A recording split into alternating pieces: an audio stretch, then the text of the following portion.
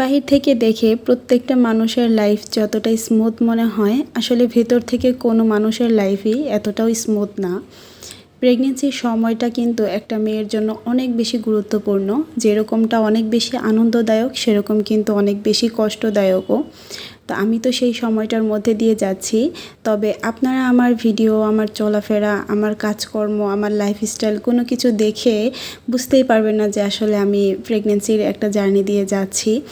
আর delivery নিয়ে প্রত্যেকটা মেয়েরই অনেক বেশি প্ল্যান, অনেক কিছু থাকে।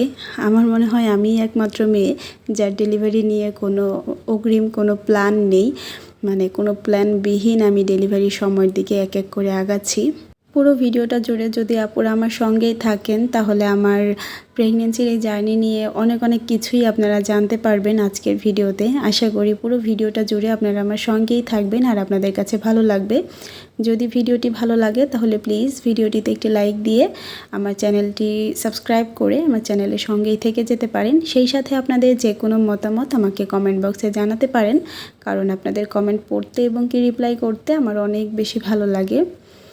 সকালবেলা ঘুম থেকে উঠে তো ফ্রেশ হয়ে নিয়েছি, এরপরে কিচেনে এসেছি। আজকে রান্নাবাড়ার ঝামেলা একটু কম বলতে আজকে খুব একটা বেশি আইটেম করব না। ভাত রান্না করব আর আলু বেগুন দিয়ে ইলিশ মাছ রান্না করব।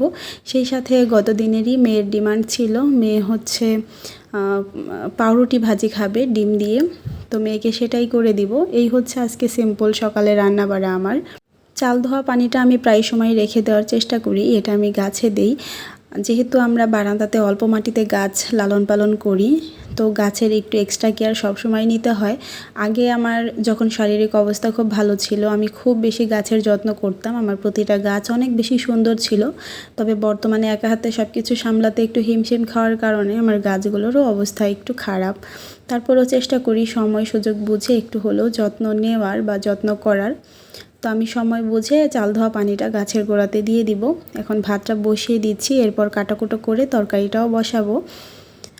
প্রেগনেন্সি নিয়ে আসলে প্রত্যেকটা মেয়েরই অনেক বেশি স্বপ্ন, অনেক বেশি আনন্দ, অনেক বেশি কষ্ট সব কিছু লুকিয়ে থাকে।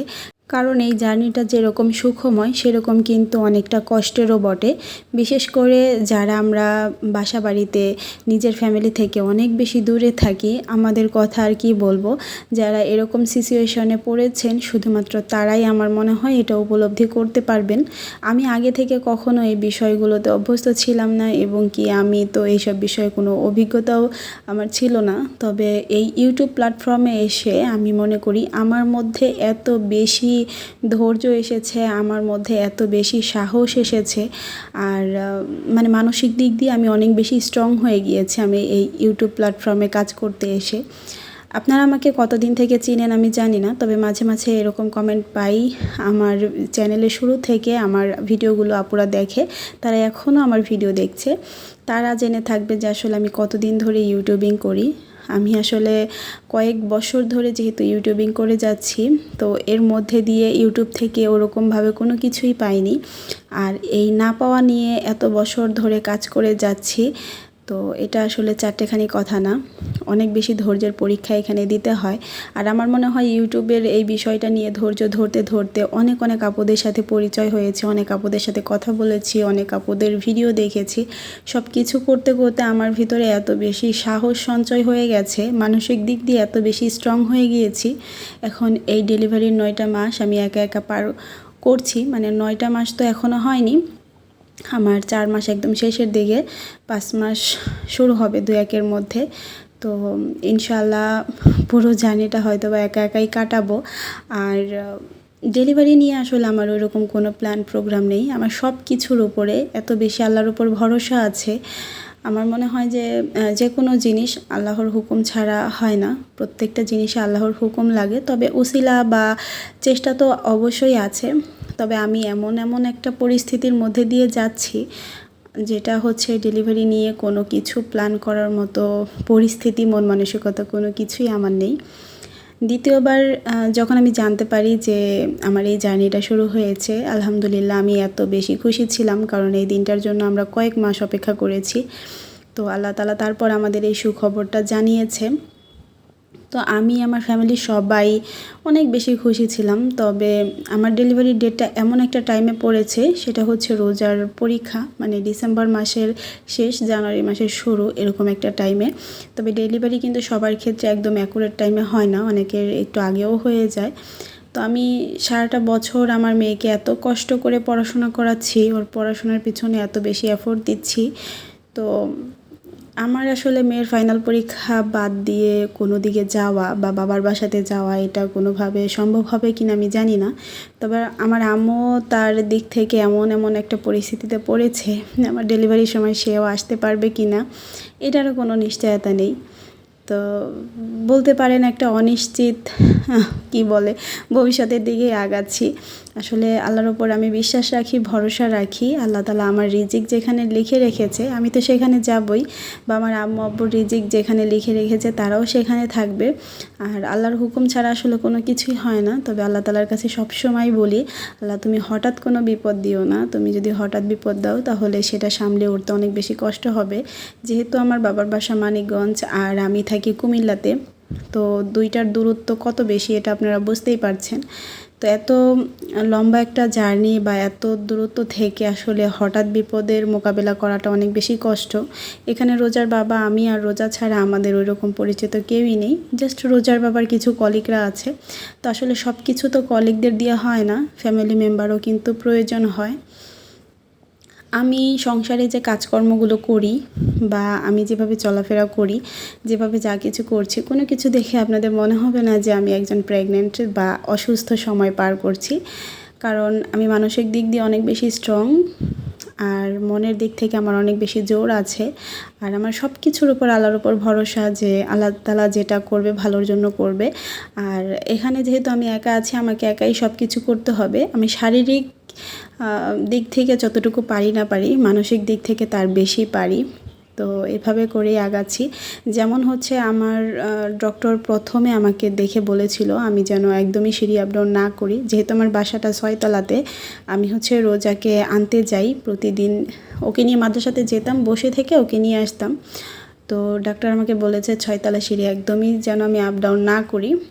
তো সেই সময় কিন্তু আমি 1 মাসের মতো বাসায় ছিলাম। আমি রোজাকে আনতেও যাইনি, দিতেও যাইনি। রোজার বাবা ওকে দিয়ে অফিসে চলে যেত, আর দেখা গেছে ছুটির টাইমে নিয়ে আসতো। আর হুজুরের সাথে ওইভাবে কথা বলা ছিল ওর মাদ্রাসার, সে হচ্ছে টিফিনের টাইমে রোজাকে টিফিন দিয়ে দিত। ওদের মাদ্রাসার ভিতরেই মানে ক্যান্টিনের মতো আছে, ওখানে হচ্ছে খাবার দাবার বিক্রি করা হয়। তো রোজার বাবা টাকা দিয়ে রাখতো, হুজুর ওকে টিফিন দিত, ও নিজেই খেয়ে নিত। আসলে এই জিনিসগুলো যে কতটা কষ্টের, কারণ আমি আমার মেয়েকে 1 মিনিটের জন্য কখনো কাজ ছাড়া বা চোখের আড়াল হতে দেইনি। সেখানে ওকে আমি সকালবেলা পাঠিয়ে দিতাম, ও দুপুর 12টায় বাসায় আসতো, এই টাইমটা ওকে ছাড়া থাকতাম। দ্বিতীয়ত আমি দেখেছি যে বাচ্চাদের গার্জেনরা আসলে তাদের সাথে থাকে না, বিশেষ করে টিফিনের টাইমে আসে না। তো একজন বাচ্চারা এক ধরনের টিফিন নিয়ে আসে, বা তাদের একজন বাচ্চার মারা একভাবে কেয়ার করে। তো যে বাচ্চাদের আসলে মারা আসে না, তাদের যে কতটা অসহায়তা ফিল হয় বা তাদের যে কতটা খারাপ লাগে, এটা আমি খুব কাছ থেকে দেখেছি। কারণ আমি রোজার সাথে টানা জানুয়ারি মাস থেকেই ছিলাম। তো এটার পর আসলে এই জিনিসগুলো মেনে নেওয়া আমার জন্য খুবই কষ্টের ছিল। তারপরও কিছুই করার নেই, পরিস্থিতির শিকারে আমি রোজাকে 1 মাসের জন্য মানে ছেড়ে দিয়েছিলাম। তো যখন থেকে আমার 4 মাস শুরু হয়, সেই সময় থেকে কিন্তু আমি আবার রোজাকে আনতে যাই বলতে হচ্ছে রোজাকে পাঠিয়ে দিয়ে বাবার সাথে, কারণ এত লং টাইম ওখানে বসে থাকা আমার পক্ষে সম্ভব না।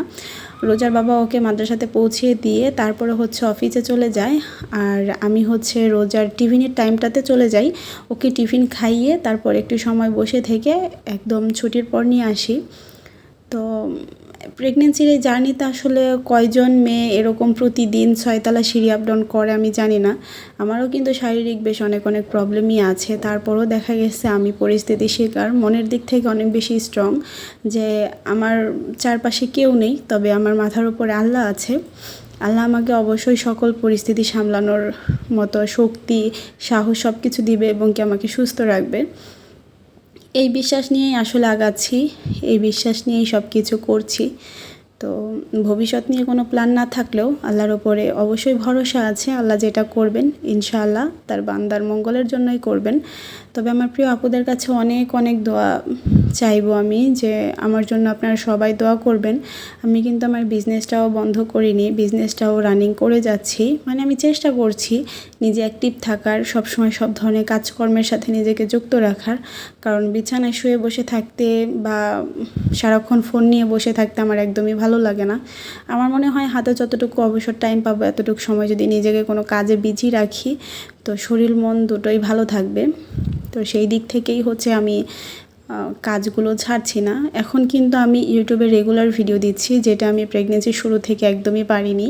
তবে এখন যেহেতু শারীরিক কন্ডিশন আগের তুলনায় একটু ভালো, তো সেই কারণে আমি রেগুলার ভিডিও দিচ্ছি। তো এখানেও কাজ করার ইচ্ছা আছে, খুব মনোযোগ দিয়ে প্রতিদিনই ভিডিও দেওয়ার ইচ্ছা আছে। এভাবেই করে যাব যতদিন পারি আর কি। তো আমি সকাল থেকে রান্নাবাড়া করে খাওয়া দাওয়া শেষ করে রোজার বাবাকে তো মাদ্রাসায় পাঠিয়ে দিয়েছিলাম। এরপর ঘর দরের কাজও কিছু অন ক্যামেরায় কিছু অফ ক্যামেরায় করে নিয়েছি। এরপর আমি হচ্ছে 10:30টার সময় রোজাকে টিফিনে খাওয়াতে যাচ্ছিলাম। তো বাসা তালা দিয়ে তারপরে হচ্ছে যাচ্ছি টিফিন খাওয়ানো শেষ করে ওর ছুটির টাইমে ওকে নিয়ে বাসায় ব্যাক করব। আর বাসায় ব্যাক করে তো রেস্ট করার কোনো টাইম নেই। দেখা গেছে রোজাকে গোসল করানো, নিজে গোসল করা, তারপর হচ্ছে দুপুরে খাওয়া দাওয়া, অনেক কাজই কিন্তু থেকে যায়। আজকে তো আবার বেশ কিছু চাদরও উঠিয়েছিলাম, মানে বিছানার চাদর, বালিশের কভার এগুলো উঠিয়েছিলাম। তো রোজার বাবা কিন্তু আমাকে সবসময় কাপড় চোপড় ধুতে নিষেধ করে, সেই ধুয়ে দেয়। এতদিন পর্যন্ত সেই ধুয়ে দিয়েছে। তো যখন 4 মাস শুরু হলো তো তখন তো আম্মু এসেছিল, আম্মু ছিল 10-12 দিনের মতো। কয়েকদিন আম্মুই ধুয়ে দিয়েছে। তো আম্মু যাওয়ার পর থেকে আসলে আমি রোজার বাবাকে কোনো কিছু করতে দিচ্ছি না। কোনো কিছু বলতে কাপড় চোপড় ধোয়া, ঘর মোছা, এগুলো কোনো কিছু করতে দিচ্ছি না। যতদিন আমি পারিনি অতদিন রোজার বাবা করে দিয়েছে। এখন আমি চেষ্টা করি নিজের কাজ নিজে করার জন্য। তো মানে শারীরিকভাবে যতটুকু পারি সেটুকু তো করি, মানসিকভাবে জোর দিয়ে আরও বেশি করে করার চেষ্টা করি যে না, আমার স্ট্রং থাকতে হবে, আমাকে সব কিছু একা হাতে সামলানো শিখতে হবে, সব কিছু করতে হবে। তো এইসব দিক থেকেই আসলে নিজেকে সবসময় সাহস দেই আর এভাবেই কাজ করে যাচ্ছি। ইনশাআল্লাহ আমি চাই আমি শেষ পর্যন্ত যেন কাজ করে যেতে পারি, আমি যেন সবসময় সুস্থ থাকতে পারি, একা হাতে সব কিছু যেন সামলাতে পারি। তো আপনারা সবাই আপনার এই আপুটার জন্য একটু দোয়া করবেন যেন আল্লাহ তাআলা সকল পরিস্থিতি আমার জন্য খুব সহজ করে দেয় আর সব কিছুই যেন খুব ভালো এবং কি স্বাভাবিকভাবেই হয়, কোনো বড় বিপদে যেন না পড়তে হয়। কারণ এখানে আমার আসলে দেখার কেউ নেই। তো রোজার বাবা এমন একজন মানুষ, তার উপরে ভরসা করেই আছি। মানে সে একা দেখা গেছে 2জন মহিলা মানুষের কাজ করে ফেলে। তো এতটুকু সাহসে আছি যে না, সে পারবে।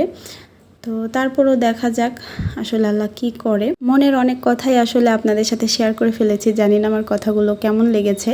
যদি খারাপ লেগে থাকে প্লিজ ক্ষমা সুন্দর দৃষ্টিতে দেখবেন, আর ভালো লাগলে অবশ্যই ভিডিওটিতে লাইক দিবেন।